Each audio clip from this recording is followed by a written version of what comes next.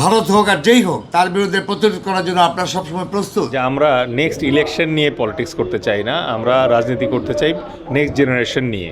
একসাথে যদি কাজ করি আমার মনে হয় আমরা দেশের জন্য ভালো কিছু করতে পারবো। জুলাই গণ অভ্যুত্থান, জুলাই বিপ্লবের মাধ্যমে আমরা সেই পাথরকে আঘাত করেছি, ভাঙতে কিন্তু এখনো আমরা পারিনি। আপনাদের ছোঁয়ায় আমরা সবাই এক হয়ে আগামী দিনে অবশ্যই সম্ভব বাংলাদেশের রাজনীতি একটা গুণগত পরিবর্তন আনার জন্য।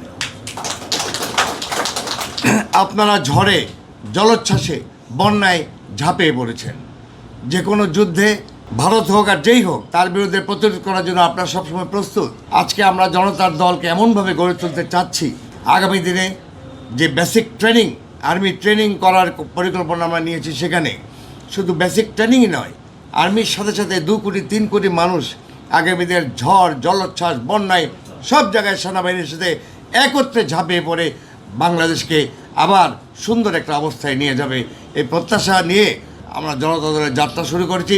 জনতার দল যে নামটা, আমাদেরও একটা নাম ঠিক করেছিলাম যে জনতার ঐক্য।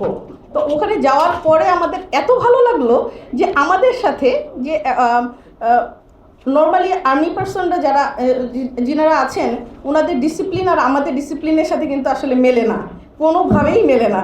কিন্তু ওইখানে যাওয়ার পরে যখন আমরা দেখলাম যে না আমাদের সাথে ওনাদের মতে এত সুন্দর মিল হলো, তখন চিন্তা করলাম যে না আমাদের পুরা টিমটা যদি আমরা ওনাদের সাথে থাকি, একসাথে যদি কাজ করি আমার মনে হয় আমরা দেশের জন্য ভালো কিছু করতে পারবো। আমরা সারা বাংলাদেশে যত আমাদের কর্মী আছে আমরা সবাই কিন্তু জনতার দলের জন্য কাজ করছি। এখন কিন্তু আমাদের যে সিচুয়েশনটা আমরা ফেস করছি সেটা হলো যে মানে মানবিকতা, নীতি আদর্শের ভীষণভাবে আমরা দুর্ভিক্ষের মধ্যে চলছি, এটা আমি মনে করি। এই মুহূর্তে যদি জনতার দল যে আদর্শ নিয়ে সামনে যাচ্ছে, এই আদর্শটাকে যদি আমরা বাস্তবায়ন করতে পারি আমার মনে হয় আমরা খুব ভালো একটা বাংলাদেশ আমরা নতুন করে উপস্থাপন করতে পারবো ইনশাল্লাহ।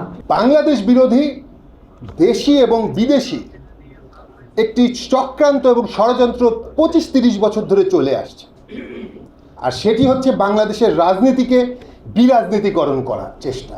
টানা 7মবারের মতো বেস্ট টিস্যু পেপার ব্র্যান্ড হিসেবে স্বীকৃতি পেয়েছে বসুন্ধরা টিস্যু। যেটা করতে পারলে বাংলাদেশের ভালো মানুষ, সাধারণ মানুষ যারা সুন্দরভাবে বাংলাদেশকে গড়তে চায় তারা রাজনীতিতে আসবে না, তারা রাজনীতিতে থাকবে না। এবং এই চক্রান্তটি, এই ষড়যন্ত্রটি ধীরে ধীরে ধীরে ধীরে এমন একটা পর্যায়ে এসে দাঁড়িয়েছিল যেটা একটি পাথরে রূপ নিয়েছিল। জুলাই গণ অভ্যুত্থান, জুলাই বিপ্লবের মাধ্যমে আমরা সেই পাথরকে আঘাত করেছি, ভাঙতে কিন্তু এখনো আমরা পারিনি। জনতার দল, আমাদের পার্টির চেয়ারম্যান ব্রিগেডিয়ার শামীম কামাল সাহেব এবং অন্যান্য যারা নেতৃবৃন্দ আছেন, বিশেষ করে সামরিক বাহিনীর লেফটেন্যান্ট জেনারেল, মেজর জেনারেল থেকে শুরু করে কর্নেল থেকে শুরু করে অনেক নেতৃবৃন্দ, তারা চেয়েছেন যে বাংলাদেশে একটি সুন্দর, সুষ্ঠ, সামগ্রিকভাবে একটি সুস্থ রাজনীতির পরিবেশ যেন তৈরি হয়। তার জন্যেই জনতার দলের পক্ষ থেকে বা জনতার দলকে ঐক্যবদ্ধ করার জন্যে, বাংলাদেশের মানুষকে ঐক্যবদ্ধ করার জন্যে একটি সুন্দর প্রেক্ষাপট তৈরি করেছেন, একটি প্ল্যাটফর্ম তৈরি করেছেন। 35 বছর, 40 বছর, 20 বছরের যে অভিজ্ঞতা নিয়ে আপনারা চাকরি করেছেন, করে হয়তো রিটায়ার্ড লাইফে চলে গেছেন, সেই রিটায়ার্ড লাইফ থেকে ফিরে এসে আবার নতুন করে এই বাংলাদেশকে গড়ার জন্য, বাংলাদেশ বিরোধী চক্রান্তকে ধ্বংস করার জন্য আজকে আপনাদেরকে এই দেশের মানুষকে উপকারের জন্য রাজনীতিতে আসতে হবে। আজকে আমরা সমবেত হয়েছি বাংলাদেশ সশস্ত্র বাহিনীর অবসরপ্রাপ্ত সেনা সদস্যদের যে সংগঠন বা অ্যাসোসিয়েশন আছে যার নাম ডেসোয়া।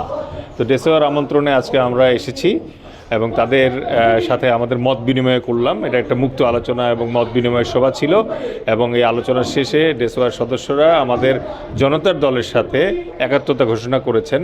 সেই জন্য আমি আমার দলের পক্ষ থেকে তাদের সবাইকে শুভকামনা এবং ধন্যবাদ জানাই। আমরা জনতার দলের পক্ষ থেকে বরাবরই একটা কথা বলে আসছি যে আমরা নেক্সট ইলেকশন নিয়ে পলিটিক্স করতে চাই না, আমরা রাজনীতি করতে চাই নেক্সট জেনারেশন নিয়ে। এখন আমাদের দেশের যে অবসরপ্রাপ্ত সেনা সদস্যরা আছেন তারা দীর্ঘদিন, কেউ 20 বছর, কেউ 25 বছর, কেউ 30 বছর সেনাবাহিনীতে প্রশিক্ষিত, এবং তাদের ভেতরে অলমোস্ট 80%ই দেশের বাইরে জাতিসংঘ মিশনের মাধ্যমে আন্তর্জাতিকভাবে প্রশিক্ষিত। এই যে আন্তর্জাতিক প্রশিক্ষণের কারণে তাদের যে স্কিল ডেভেলপ হয়েছে, এই স্কিলটাকে আমরা নেশন বিল্ডিংয়ে কাজে লাগাতে চাই। সামনে যে নির্বাচন আসছে, এই নির্বাচনকে সুষ্ঠু এবং এই নির্বাচনকে মানে ফ্রি এবং ফেয়ার করার জন্য যে প্রোটেকশনটা দরকার, এটা কিন্তু আমরা চাইলে এই রিটায়ার্ড জনবল যারা আছে তাদেরকে সামান্য একটু প্রশিক্ষিত করে এই নির্বাচনী ডিউটিটাতে কাজে লাগাতে পারি। কারণ দেশে বিদেশে তারা কিন্তু এই নির্বাচনী ডিউটি একাধিকবার দিয়েছে, এই অভিজ্ঞতাটা তাদের আছে। আর এর পাশাপাশি আমরা যেটা চাই, প্রবাসীদের জন্য কিছু কাজ করতে চাই ওনাদের সহায়তা নিয়ে।